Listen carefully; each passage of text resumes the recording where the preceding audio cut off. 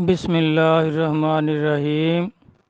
آج کا سوال وہی لوگ ہیں جن کو انبیاء اور اولیاء کرام سے حسد اور بغض ہے، تو وہ لوگ اس طرح کے سوال کرتے ہیں کیونکہ یہ ہندوؤں کے بتوں سے مثالیں دیتے ہیں، اور جو ان کے عقیدت مند ہیں، صحیح العقیدہ لوگ ہیں، ان کو جھوٹے مسلمان کہتے ہیں۔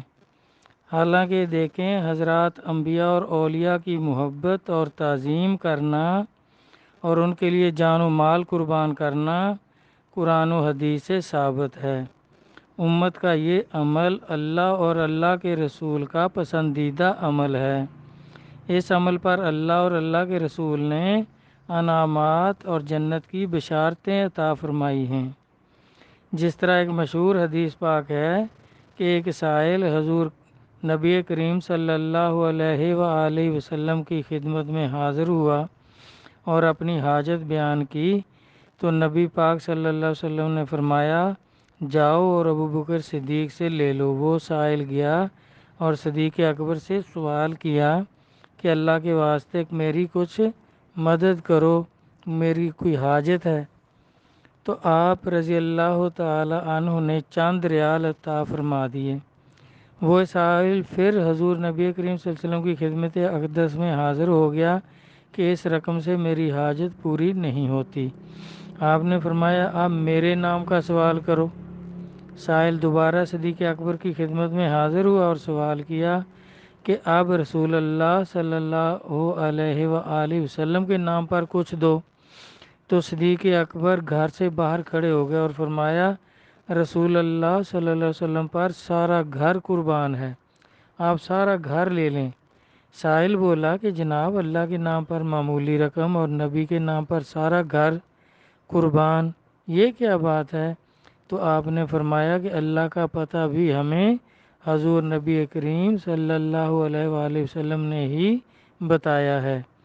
جس طرح علامہ صاحب کا ایک شعر ہے نا، محمد کی محبت دین حق کی شرط اول ہے، اسی میں ہو اگر خامی تو سب کچھ نامکمل ہے۔ رسول خدا صلی اللہ علیہ وآلہ وسلم نے فرمایا کہ تم میں سے کوئی بھی مومن کامل نہیں ہو سکتا جب تک میں اس کو محبوب ترین نہ ہو جاؤں، اس کے باپ سے، اس کے بچوں سے اور تمام لوگوں سے۔ حضرت ابو ہریرہ رضی اللہ عنہ سے روایت ہے کہ حضور نبی کریم صلی اللہ علیہ وسلم نے فرمایا کہ مجھے جتنا ابو بکر کے مال نے نفع دیا، اتنا مجھے کسی کے مال نے نفع نہ دیا۔ یہ ارشاد سن کر صدیق اکبر رو پڑے اور عرض کیا، یا رسول اللہ، میں اور میرا سارا مال حضور ہی کے لیے ہیں۔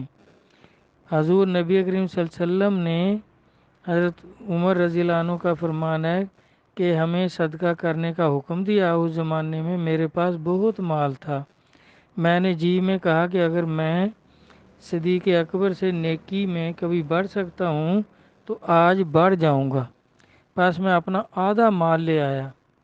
حضور صلی اللہ علیہ وسلم نے فرمایا، اے عمر، اپنے گھر والوں کے لیے کیا چھوڑا؟ عرض کیا، آدھا، اور صدیق اکبر نے حضور کی خدمت میں سارا مال حاضر کر دیا۔ حضور صلی اللہ علیہ وآلہ وسلم نے پوچھا، ابو بکر، اپنے گھر والوں کے لیے کیا چھوڑا؟ عرض کیا، ان کے لیے اللہ اور اللہ کے رسول کو چھوڑا ہے، وہ کافی ہیں۔ حضرت عمر نے فرمایا کہ نیکی کے کام میں میں کبھی بھی صدیق اکبر سے نہ بڑھ سکا۔ حضرت صلی اللہ علیہ وسلم نے حضرت عمر سے پوچھا، آپ کے دل میں کس کی محبت ہے؟ تو حضرت عمر نے عرض کیا کہ حضور، آپ کی محبت، جان کی محبت، اولاد اور مال کی محبت ہے۔ آپ نے حضرت عمر رضی اللہ عنہ کے سینے پر ہاتھ پھیرا، تصرف فرمایا اور پوچھا، اب کیا حال ہے؟ تو آپ نے عرض کیا، اہل و مال کی محبت تو جاتی رہی لیکن اپنی جان کی محبت باقی ہے۔ پھر دوبارہ حضور نے حضرت عمر کے سینے پر دست مبارک رکھا اور پوچھا، اب کیسے ہو؟ عرض کیا، سب کچھ ساقط ہو گیا، یعنی اپنی جان، مال اور اولاد کی محبت ختم ہو گئی، اب صرف آپ صلی اللہ علیہ وآلہ وسلم ہی کی محبت رہ گئی ہے۔ تو قطب عالم حضرت عبدالحی کثلث العزیز شرح صدور میں فرماتے ہیں، میری تمام عمر آپ کی وفا میں صرف ہو، جان و دل، دین و ایمان سب آپ پر قربان ہوں۔ آپ صلی اللہ علیہ وآلہ وسلم جان و دل اور زندگی سے زیادہ مجھے محبوب اور پیارے ہیں۔ مجھ عاجز و ناچیز کی ہر چیز آپ کے لیے ہے۔ انسان کسی کے حسن کی وجہ سے محبت کرتا ہے یا پھر احسانات کی وجہ سے پیار کرتا ہے۔ تمام مخلوق میں سب سے بڑھ کر پورے کمال کے ساتھ حسن اور احسان، یہ دونوں صفات سید کائنات میں موجود تھیں۔ آپ تمام مخلوق میں ہر لحاظ سے اجمل و اکمل، حسین ترین اور کامل ترین ہیں۔ حسن و احسان حقیقت میں تو صرف اللہ تعالیٰ کی ذات کامل میں موجود و مقصود ہیں۔ حضرت صلی اللہ علیہ وسلم اس کے جمال کا آئینہ ہے۔ بس محبوبیت کی نسبت چاہیے، حق سبحانہ تعالیٰ کی طرف کریں یا رسالت مآب کی طرف کریں، دونوں صحیح ہیں۔ حقیقت میں دونوں کی محبت ایمان کا جز ہے، حصہ ہے۔ حسن و احسان حق سبحانہ تعالیٰ ہی کی صفات ہیں جو آئینہ جمال محمدی میں آشکارا ہیں۔ حضرت شیخ عبدالحق محدث دہلوی قدس اللہ سر العزیز فرماتے ہیں کہ یا رسول اللہ، آپ میں بے انتہا حسن و جمال بھی ہے اور حد سے زیادہ بخشش و کرم بھی ہے۔ آپ کے حسن و احسان دونوں مسلم ہیں۔ میں آپ صلی اللہ علیہ وسلم کی یہ دونوں نشانیاں بدرجہ کمال جو آپ میں موجود ہیں ان کا معترف ہوں۔ تو یہ کہتے ہیں کہ جو مسلمان نبیوں اور ولیوں سے کرتے ہیں وہی کافر اپنے بتوں سے کرتے ہیں۔ سوال میں یہ فرما رہے ہیں یہ لوگ۔ تو یہ ایسے 72 گمراہ فرقے جو دوست کی سرکار نے فرمایا ہیں، یہ ان لوگوں کے ایسے غلط عقائد کی وجہ سے ان کے ایسے خیالات ہیں۔ حالانکہ دیکھیں کفار کا عقیدہ کیا ہے۔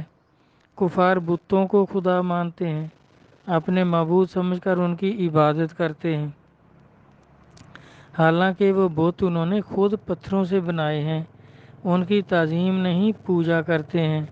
اہل کتاب جو کافر ہوئے ہیں وہ بت نہیں پوجتے۔ عیسائی حضرت عیسیٰ علیہ السلام کو خدا کا بیٹا کہتے ہیں اور بی بی مریم علیہ السلام کو خدا کی بیوی کہتے ہیں۔ اس طرح یہ 3 خداؤں کو مانتے ہیں۔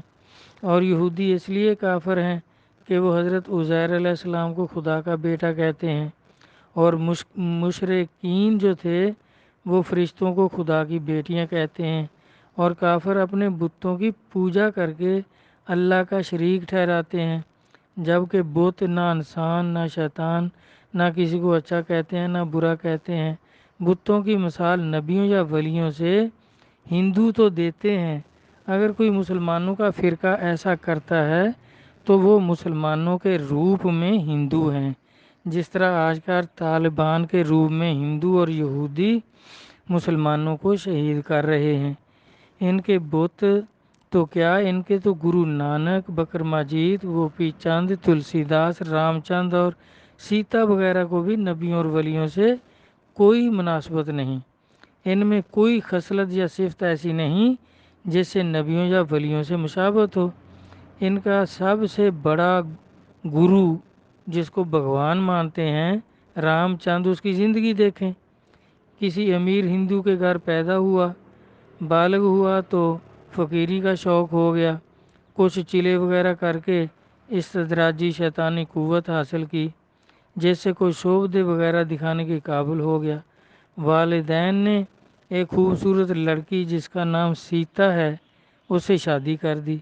رام اس کے ازدواجی حقوق صحیح طریقے سے، اور سیتا رانی جسے بعد میں ہندو سیتا دیوی کہنے لگے کی خواہش کے مطابق ادا کرنے سے قاصر رہا، کیونکہ رام کا دھیان ہر وقت بھگوان کی طرف تھا۔ تو ایک بدماش ہندو راون جس کو کہتے ہیں، سیتا کو اغوا کر کے سری لنکا کے جنگلوں میں لے گیا۔ وہاں کئی سال سیتا دیوی راون کے ساتھ رنگ رلیاں مناتی رہی اور رام کو ذرا غیرت نہ آئی۔ اس نے سیتا دیوی کو تلاش تک نہ کیا۔ کیوں نہ تلاش کیا؟ اب دیکھیں یہ اس سے زیادہ بے غیرتی اور کیا ہوگی۔ پھر اس کا ایک بھائی تھا لکشمن رام کا چھوٹا بھائی تھا، اس کو غیرت آئی، وہ جا کر ہنومان، یہ جو بندروں کی نسل ہے، کی مدد سے سیتا دیوی کو راون سے چھین کر اور راون کو قتل کر کے واپس آ گیا اور سیتا دیوی کو رام چند کے سپرد کیا، جس کو رام نے بخوشی قبول کر لیا، کوئی اعتراض نہیں کیا کہ یہ کہاں رہی اتنا وقت۔ کانپور ہندوستان کا ایک شہر ہے، وہاں رام نے سیتا دیوی سے صحبت کی۔ اس جگہ ہندوؤں کا سب سے بڑا مندر ہے، اس میں رام کا ذکر اور سیتا دیوی کی فرج کے ماڈل بنا کر تبرک کے طور پر رکھے ہوئے ہیں۔ وہ ہمارے سیدنا مصطفیٰ علی شاہ صاحب اسی شہر میں رہتے ہیں، انہوں نے یہ سب کچھ اپنی آنکھوں سے دیکھا ہے اور ہمیں بھی بتایا کہ یہ وہاں یہ کچھ کرتے ہیں۔ جبکہ دیکھیں اب یہ ہے ہندوؤں کا عقیدہ اور ان کی کہانی، ان کے رام اور سیتا کی کہانی۔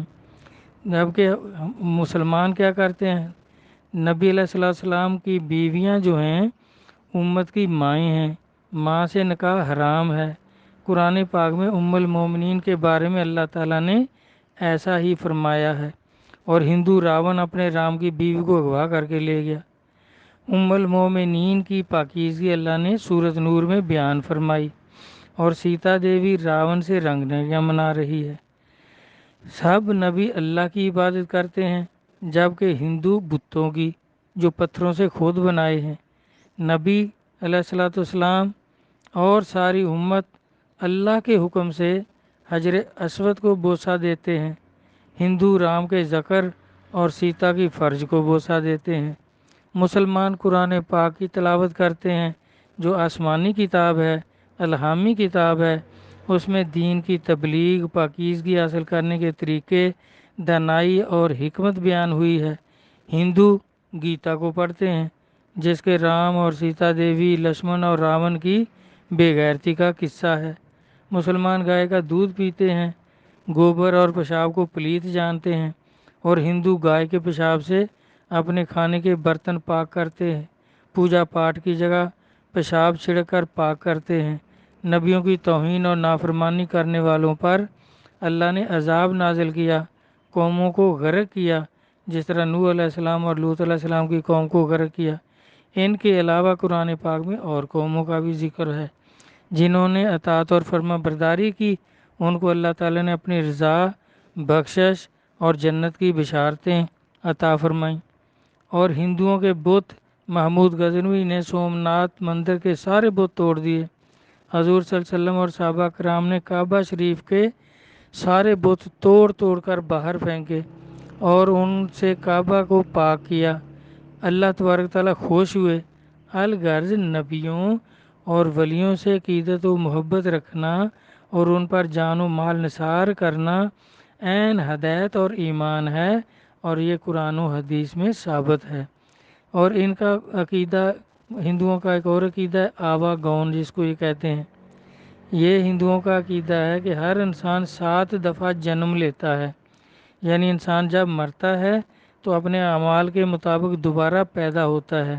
اگر نیک آدمی تھا، سخی تھا، مخلوق کو دکھ نہیں دیتا تھا، تو دوبارہ بھی انسانی جون میں ہی پیدا ہوتا ہے، اور اسے یاد ہوتا ہے کہ پہلے وہ کس علاقے میں رہتا تھا، اس کا نام کیا تھا، اس کے ماں باپ کون تھے، اور اگر گناہ گار ہوتا ہے تو کتے کی شکل یا کسی اور غیر انسانی شکل میں پیدا ہوتا ہے۔ اسی طرح اگر ہر جنم میں نیک کام کرتا ہے تو 7 جنم کے بعد جنت چلا جاتا ہے، اور اگر کبھی انسان، کبھی کتا، کبھی بندر، ریچھ پیدا ہوتا رہا تو 7ویں جنم کے بعد دوزخ میں چلا جاتا ہے۔ مسلمانوں کا عقیدہ ہے کہ انسان ایک ہی جنم ہے، انسان کا ایک ہی دفعہ پیدا ہوتا ہے، اور اگر نیک کام کیے اور عقیدہ صحیح رہا تو فوت ہونے کے بعد عالم علیین میں جاتا ہے، اور کافر یا کبیرہ گناہوں کا مرتکب ہوا تو سجین میں جاتا ہے، جو دوزخ کا مقام ہے۔ تو اس طرح بھائی ہندوؤں اور مسلمانوں میں تو زمین و آسمان کا فرق ہے۔ تو جو مسلمان صوفی لوگ اولیاء کرام سے عقیدت اور محبت رکھتے ہیں تو ان کی کوئی صفت کوئی کام ہندوؤں سے نہیں ملتا اور نہ ہی ہندوؤں کا ان سے ملتا ہے۔ یہ صرف جو گمراہ دوزخی فرقے ہیں، جو ابن ماجہ فرقوں کا باب 3991 92 93 نمبر حدیث میں نبی صلی اللہ علیہ وسلم نے فرمایا کہ میری امت کے 72 فرقے ہوں گے، سارے دوزخی ہوں گے۔ تو اب یہ دوزخی فرقے جو ہیں یہ ان کے عقائد ایسے ہیں کہ یہ اولیاء کرام کے مریدین جو ہیں ان کے عقائد ہندوؤں جیسے ہیں۔ اللہ تعالیٰ ان کو ہدایت دے، ان کو قرآن و حدیث کو سمجھنے کی توفیق عطا فرمائے، آمین۔ اللہ حافظ۔